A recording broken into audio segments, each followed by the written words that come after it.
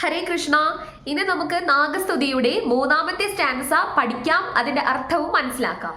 സർവരോഗ നിവാരകം കുതുംബ ഭാഗ്യദായകം ഗർഭസൂതി രക്ഷകം നാഗനാഗം ആശ്രയേഹം നാഗനാഗം നാഗനാഗം നാഗനാഗം ആശ്രയേഹം നാഗനാഗം നാഗനാഗം നാഗനാഗം ആശ്രയേഹം.